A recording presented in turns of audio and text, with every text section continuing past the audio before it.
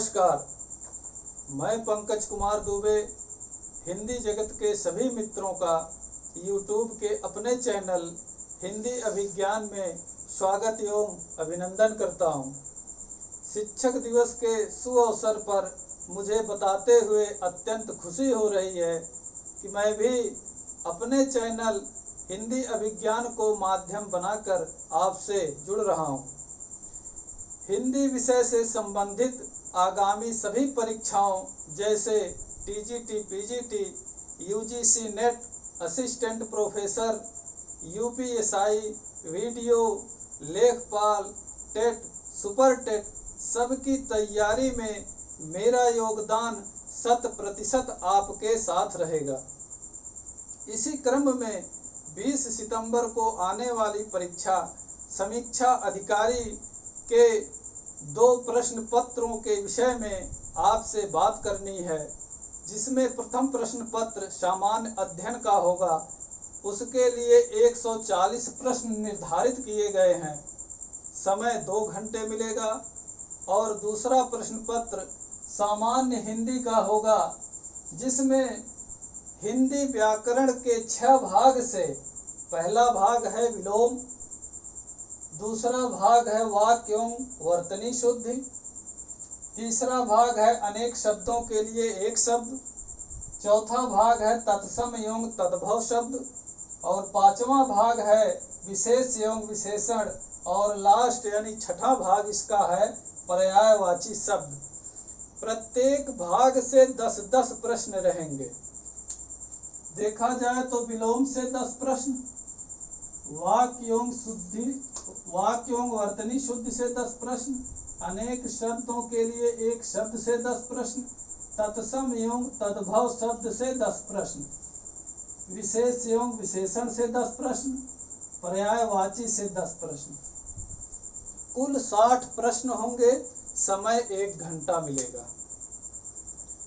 इन प्रश्नों की भूमिका इस परीक्षा में बहुत महत्वपूर्ण है। यही 60 प्रश्न आपके परीक्षा फल को बदल सकते हैं। दोस्तों, आम तौर पर कहते सुनते मिल जाता है कि हिंदी तो बहुत सरल है, बहुत आसान है, इसको क्या पढ़ना। ये तो 60 प्रश्न हम 2 दिन में पढ़ करके कर लेते हैं। बात सही है, हिंदी बहुत ही सरल भाषा है, और हो भी क्यों न, क्योंकि ये अपनी मातृभाषा है। लेकिन मित्रों, कथनी और करनी में तब अंतर आता है जब परीक्षा के समय प्रश्न पत्र हमारे सामने होता है और इस तरह के प्रश्न जो आपको व्हाइट बोर्ड पे दिख रहे होंगे, 4 ऑप्शन जब एक जैसे दिखने लगते हैं, तब वहाँ समझ में नहीं आता कि हम इसमें से किस प्रश्न को सही करें। जैसे यहाँ आपको दिख रहा होगा चिन्ह, चिन्ह, चिन्ह, चिन्ह। अब इसमें से कौन सा प्रश्न सही है? ये वर्तनी शुद्ध के अंतर्गत आते हैं। और हमने इधर आपको दिख रहा होगा लिखा है, ये भी वर्तनी शुद्ध के ही प्रश्न हैं। 4 प्रश्न, मतलब एक प्रश्न है, 4 ऑप्शन इसके दिए गए हैं, इसमें से कौन सही है। जब इस तरीके के प्रश्न आते हैं तब जो है वहाँ लगता है कि नहीं, इसको बिना पढ़े बिना समझे किया नहीं जा सकता है।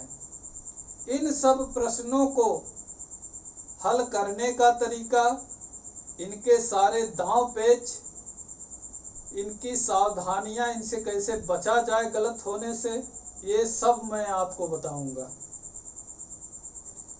इस परीक्षा में हिंदी के इन 60 प्रश्नों की बहुत महत्वपूर्ण भूमिका है।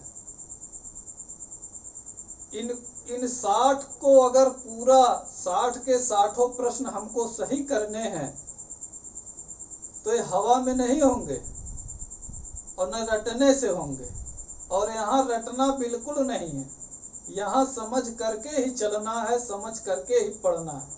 वो सारी बारीकियों से मैं आपको परिचित कराऊंगा कि कैसे 60 में 60 लाया जाए।